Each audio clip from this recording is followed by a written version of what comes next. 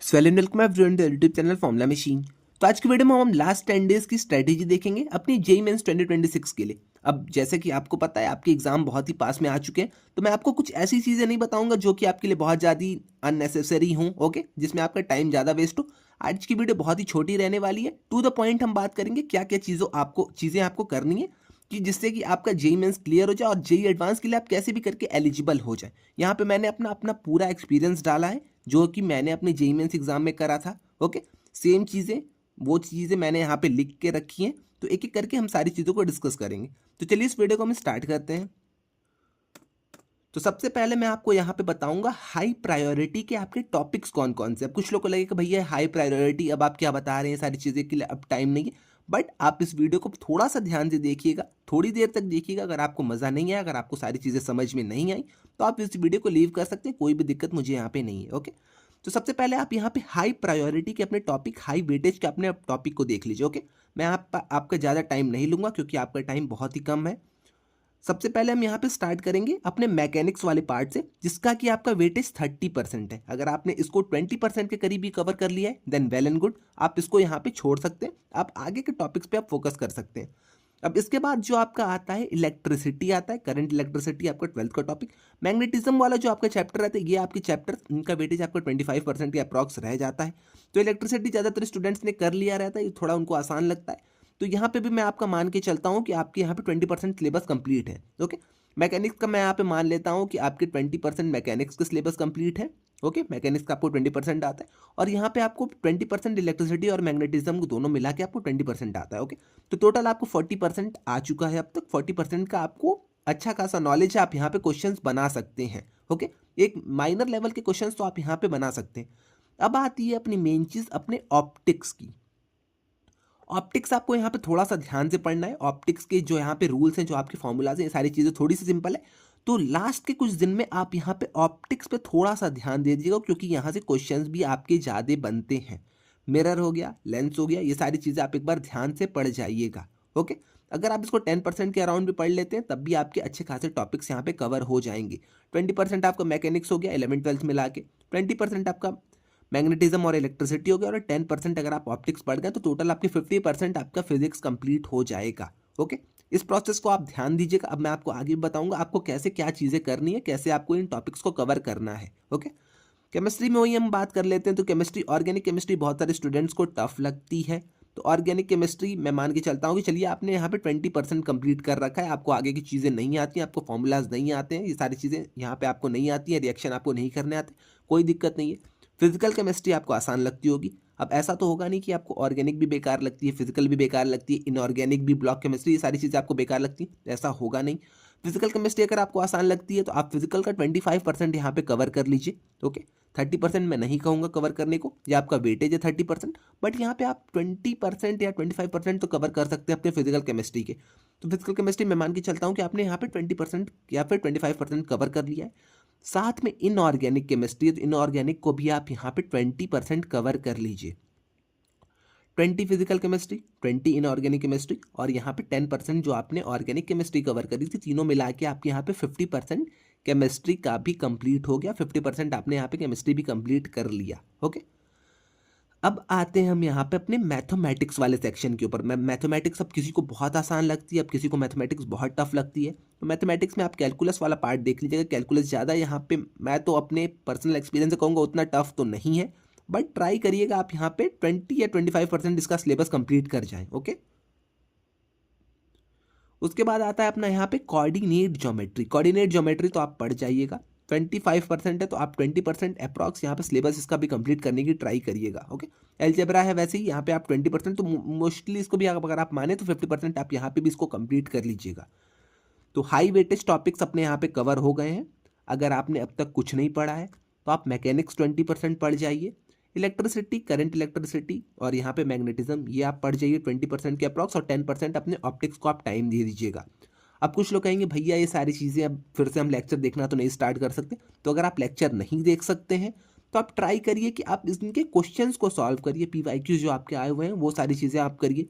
आपके अगर छोटे छोटे क्वेश्चंस हैं तो आप उनको ट्राई करिए। आपके इजी क्वेश्चंस है तो आप इजी ही ट्राई करिए, इजी से आप टफ वाले क्वेश्चंस पे जाइए, बट आप इन्हें सॉल्व करना स्टार्ट करिए। ओके, आप पहले क्वेश्चन वाइज अगर आप पढ़ते हैं तो आपको ज़्यादा मतलब सारी चीज़ें ज़्यादा क्लियर होंगी। जैसे कि आपने ऑप्टिक्स का कोई भी क्वेश्चन देख लिया, अगर आपको नहीं समझ में आ रहा है तो आपने उस टॉपिक को रिवाइज कर लिया तो आपको ज़्यादा चीज़ें क्लियर होंगी। ओके, तो ऐसे आप करना ट्राई करिएगा। क्वेश्चन आप पहले पढ़िए, क्वेश्चन नहीं आता है तब आप उस टॉपिक के ऊपर जाइए, उस टॉपिक को रिवाइज करिए। इस तरह अगर आप पढ़ेंगे तो आपकी ज़्यादातर चांसेस है कि आप कैसे भी करके अपने जेईई मेंस को तो यहाँ पे क्वालिफाई कर ही जाएंगे। ओके, अब आता है अपना फॉर्मूला मास्टरी प्लान। अब इसके लिए मैं आपको इतना बड़ा पढ़ने नहीं वाला हूँ, अब मैं आपको सीधा सिंपल एक बता देता हूँ। आप 3 पेजेस उठाइए, फिजिक्स का अलग, केमिस्ट्री का अलग, मैथ्स का अलग। ओके, अब तीनों पेजेस में आप यहाँ पे माइंड मैप टाइप का एक बना लीजिए। जो भी फॉर्मूलाज आपको नहीं आते हैं आप उन फॉर्मूलाज को वहाँ पे लिखिए। ओके, अब ऐसा नहीं है कि आप टाइम वेस्ट कर रहे हैं कि हाँ मुझे ये वाले फॉर्मूलाज आते थे मैं इसको भी लिख लेता हूँ, तो ऐसा बिल्कुल आपको नहीं करना है। अगर आपने 3 पेजेस बनाए हैं फिजिक्स के, केमिस्ट्री के, मैथ्स के, तो आप ऐसे फॉर्मूलाज को लिखिए जो कि आपके इंपॉर्टेंट फॉर्मूलाज हैं। ऐसे टॉपिक्स को लिखिए कि जो आपके इंपॉर्टेंट टॉपिक्स हैं, आपके माइंड से स्किप हो सकते हैं एग्जाम वाले डे। और आप उसको 1 दिन, 2 दिन, 4 दिन, 10 दिन, जो भी है आपका 10 दिन बचे हुए हैं, उनमें आप डेली उनको एक बार रिवाइज कर लीजिए। ओके, ये चीज़ आई थिंक आपको क्लियर हो गई होगी। और यहाँ पे आपका क्विक रिवीजन की टेक्निक है, तो आप इसे अगर वही पेज वाली टेक्निक फॉलो करेंगे तब भी आपकी यहाँ पे क्विक रिवीजन हो जाएगी। ओके, अब आते हैं हम यहाँ पे अपने शेड्यूल के ऊपर। अब ये शेड्यूल आपका वेरी कर सकता है, ये मैंने अपने हिसाब से लिखा है शेड्यूल, बट आपके यहाँ पे शेड्यूल वेरी कर सकते हैं। विंटर सीजन भी चल रहा है तो आपके यहाँ पे शेड्यूल वेरी कर सकते हैं। तो मैंने यहाँ पे जो अपने हिसाब से बनाया है या आप अपने हिसाब से भी बना सकते हैं। ओके, तो मैंने यहाँ पे सुबह का रखा है, मॉर्निंग का आपका जो ब्लॉक है वो आपका 6 से 9 का रखा है, जिसमें कि हम ट्राई करेंगे मैथमेटिक्स और फिजिक्स करने का। ओके, मैथमेटिक्स फिजिक्स हम सुबह क्यों रखे हैं, क्योंकि आपका माइंड यहाँ पे थोड़ा सा फ्रेश रहता है और आप यहाँ पे मैथ्स और फिजिक्स के क्वेश्चंस को कर सकते हैं। उसके बाद जो आपका मिड सेशन रहेगा वो आपका 9:30 से 12:30 के बीच में रहने वाला है। ओके, जिसमें कि आप अपनी केमिस्ट्री को पढ़ेंगे। केमिस्ट्री में आप इनऑर्गेनिक पढ़ सकते हैं, आप ऑर्गेनिक केमिस्ट्री पढ़ सकते हैं। उसके बाद आप यहाँ पे आफ्टरनून वाले सेशन में 2 से 4 के बीच में आप यहाँ पे ट्राई करिएगा मॉक टेस्ट देने की। मॉक टेस्ट आप जितना देंगे आपकी मतलब एक्सपीरियंस आपका उतना बढ़ेगा, आप यहाँ पे एग्जाम में उतना अच्छा परफॉर्मेंस देख पाएंगे, अपनी खुद की परफॉर्मेंस आप यहाँ पे जज कर पाएंगे। उसके बाद इवनिंग वाला स्लॉट अगर आप देखेंगे तो इवनिंग वाले स्लॉट में आप देखिएगा क्या क्या चीज़ें आपसे गलती हुई हैं, मॉक टेस्ट में आपकी क्या क्या चीज़ें गलती हुई हैं, वो सारी चीज़ें आप इवनिंग वाले स्लॉट में एक बार देख लीजिएगा। ओके, अब यहाँ पे आप इसको चेंज कर सकते हैं अपने हिसाब से, आपको जैसे मन है आप वैसे यहाँ पे इन सारी चीज़ों को चेंज कर सकते हैं। और रात में जो भी चीज़ें आपकी गलती हुई थी उन चीज़ों को एक बार पढ़ लीजिए। ओके, उसके बाद जो कि मैंने आपको फॉर्मूला तीनों शीट बताई थी उन तीनों शीट को एक बार रिवाइज करिए और आराम से सो जाइए, कोई भी दिक्कत नहीं है। ओके, इसके बाद अब यहाँ पे ये जो आपका है ये आपकी बहुत ही मेन चीज़ है। ओके, अब मैं आपको एक एक करके ये सारी चीज़ें एक्सप्लेन करता हूँ कौन से टॉपिक आपको पढ़ने हैं, जो कि मैंने आपको पहले वाले स्लाइड में बताया था कि 10% आप कवर करिएगा। अब 10% मैकेनिक्स का कौन कौन सा टॉपिक आपको कवर करना है, 20% कौन कौन सा कवर करना है, वो सारी चीज़ें मैं आपको बता देता हूँ। तो मैकेनिक्स में अगर आप स्टार्ट करते हैं तो लॉज ऑफ मोशन आप पढ़ जाइएगा, इसके 1-2 क्वेश्चन पक्के आएंगे। वर्क एनर्जी का आपका जो थ्योरम है इसके आपके 1-2 क्वेश्चन पक्के आएंगे। रोटेशनल मोशन का एक क्वेश्चन आता है, ग्रेविटेशन के भी आपके केपलर्स लॉ हो गया, आपका सैटेलाइट मोशन हो गया, एस्केप वेलोसिटी हो गया, इन सब से भी आपके एक क्वेश्चन आते हैं। तो आप ट्राई करिए, जो कि मैंने आपको 20% सिलेबस बताया था मैकेनिक्स का, तो 20% में आप यहाँ पे 5% लॉज ऑफ मोशन को मान के चल सकते हैं, वर्क एनर्जी, ऐसे ऐसे आप 5% इन टॉपिक्स पे अगर ध्यान दे देंगे, इनकी अगर आप न्यूमेरिकल्स को कर जाएंगे तब आपका आराम से मतलब फिजिक्स क्लियर हो जाएगा, 20% आपका मैकेनिक्स क्लियर हो जाएगा। इसके अलावा इलेक्ट्रोस्टैट्स के आपके टॉपिक्स आते हैं, करंट इलेक्ट्रिसिटी के किरचॉफ लॉ हो गया, आपका व्हीटस्टोन ब्रिज हो गया, आरसी सर्किट हो गए आपके। ओके, मैग्नेटिज्म का आपका एम्पियर्स लॉ हो गया, ये सारी चीज़ें आप देख लीजिएगा। फैराडे का आपका लेंज लॉ हो गया, एसी जनरेटर, जनरेटर से क्वेश्चन आपके बनते हैं, तो ये सारी चीज़ें आप एक बार देख लीजिएगा। ओके, स्क्रीनशॉट अगर आपको लेना है तो आप स्क्रीनशॉट इन सब का ले सकते हैं। अब आइए हम चलते हैं आगे। ओके, 3 स्लाइड्स हमारी कंप्लीट हो चुकी थी, अब हम चलते हैं नेक्स्ट स्लाइड पे। अब आते हैं हम अपने केमिस्ट्री, ऑर्गेनिक केमिस्ट्री और इनऑर्गेनिक केमिस्ट्री के ऊपर। ऑर्गेनिक केमिस्ट्री में आपको कुछ नहीं करना है, अगर आपने रिएक्शन लिख रखे हैं तो आप उन रिएक्शंस को बस पढ़ जाइएगा, रिएक्शन से क्वेश्चंस आते हैं। ओके, तो ऑर्गेनिक केमिस्ट्री में एक वर्ड में कहूँ तो टोटल आपका रिएक्शंस है। अगर आप रिएक्शंस को पढ़ जाते हैं, आप रिएक्शंस लिख लीजिए, आप उन्हें देख लीजिए, बस मुश्किल से अगर आप 10 मिनट 20 मिनट आप उसे देख जाते हैं और 10 दिन अगर आप ऐसे ही रेगुलर देख जाते हैं तो आपको रिएक्शंस याद हो जाएंगे। ओके, इनऑर्गेनिक केमिस्ट्री में आपको पीरियोडिक ट्रेंड्स देखने होंगे, ये सारी चीज़ें आप एक बार पढ़ लीजिएगा, ये सारी चीज़ें आसान है तो ये सारी चीज़ें आप पढ़ सकते हैं। ओके, उसके बाद आपका फिजिकल केमिस्ट्री हो गया, यहाँ की आपने जो फॉर्मूलाज लिखे हैं वो सारी चीज़ें आप यहाँ पे रिवाइज कर जाइएगा। अब यहाँ पे मैंने एक एक करके टॉपिक्स लिख रखे हैं, तो अगर आपको रिवाइज करना है तो ये सारे टॉपिक्स आप लास्ट डेज में रिवाइज कर सकते हैं, इनकी वेटेज बहुत ज़्यादा रहती है। ओके, तो ये सारी चीज़ें आप एक बार देख लीजिए। उसके आगे अपना आता है algebra maths. Differentiation I think आपको टफ लगता होगा, इंटीग्रेशन आपको टफ लगता होगा। ट्राई करिए कि इनके क्वेश्चंस आपसे बन जाएं, टफ वाले ना तो इजी वाले क्वेश्चंस आपके कैसे भी करके इनके बन जाएं। स्ट्रेट लाइन आपका आसान होगा, डिस्टेंस फॉर्मूला, ये सारी चीज़ें आप देख लीजिएगा। अब ये ना बोलिएगा कि स्ट्रेट लाइन्स आपका टफ है, डिस्टेंस फॉर्मूला टफ है, ये सारी चीज़ें फॉर्मूला बेस्ड है तो फॉर्मूला आपको याद रहना चाहिए। ओके, सर्कल भी आपका आसान रहता है तो ये सारी चीज़ें आप कर सकते हैं। कोनिक सेक्शन आपका थोड़ा सा आसान रहता है, parabola, ellipse, hyperbola. 3D geometry आप यहाँ पे देख सकते हैं।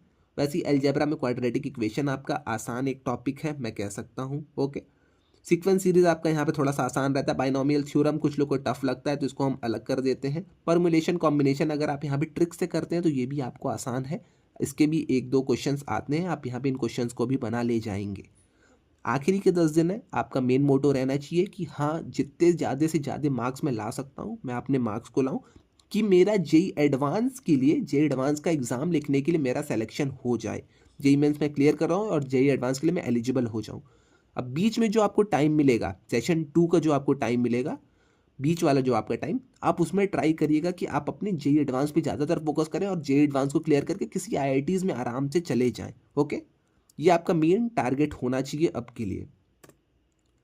इसके अलावा यहाँ पे मॉक का आपका डेली परफॉर्मेंस, ये सारी चीज़ें जो कि मैंने आपको बताई हैं, आप खुद से भी एक बार देख सकते हैं, खुद से भी अपने मॉकों को दे सकते हैं और अपने जो भी आपकी मिस्टेक्स हो रही हैं आप उसको एक ब्लैंक पेपर पे डेली के 10 डेज़ का एक टारगेट बनाइए।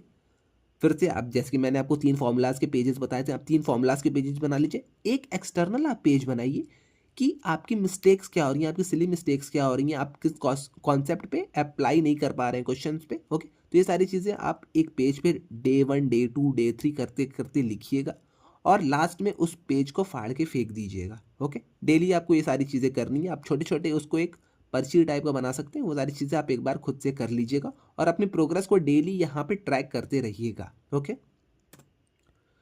तो यही था। अब यहाँ पे स्लीप आप अच्छी खासी लीजिए, कोई भी आपको दिक्कत नहीं होनी चाहिए। अगर आप स्लीप नहीं ले रहे हैं तो फिर आपको ही दिक्कत होगी, क्योंकि एग्ज़ाम आपके बहुत ही पास में आ चुके हैं। तो आप हेल्थ के साथ यहाँ पे कॉम्प्रोमाइज़ मत करिएगा बिल्कुल भी। और इसके बाद आपका 48 आवर का, ये सारी चीज़ें तो मैं आपको लास्ट में बताऊँगा, बट आप अभी ट्राई करिए कि कैसे भी करके आपका जो 10 डेज़ है अच्छे से यूटिलाइज़ हो। आपके जो 10 डेज़ में टॉपिक्स आने वाले हायर वेटेज जो आपके टॉपिक्स हैं वो सारी चीज़ें आपकी अच्छे से हो जाएं। मैंने यहाँ पे आपको हायर वेटेज के टॉपिक्स बता दिए। आप ट्राई करिए कि यूट्यूब से आप यहाँ पे अगर शॉर्ट ट्रिक्स देख सकते हैं तो आप शॉर्ट ट्रिक्स देखिए, सारी चीज़ें करिए, बट ये सारी चीज़ें आप अपने माइंड में रखे रहिएगा। ओके, 2-3 चीज़ें जो मैंने आपको बताई हैं, आप फॉर्मूला शीट बना लीजिए, फॉर्मूला शीट को डेली रिवाइज करिए और जो डे वाइज मैंने आपको बताया है, जो डे वाइज आपको एक छोटी सी शीट बनानी है, उसमें लिखना है कौन से टॉपिक्स आज आपके नहीं हुए हैं, उन टॉपिक्स को आप पढ़िए और रात को सोने से पहले उस पेज को फाड़ के फेंक दीजिए। ओके, तो इतनी चीज़ आई थिंक आपको क्लियर हो गई होगी। अगर आपको वीडियो अच्छी लगी है तो वीडियो को लाइक और चैनल को सब्सक्राइब करते जाइएगा। मिलते हैं नेक्स्ट वीडियो में, टिल देन बाय बाय।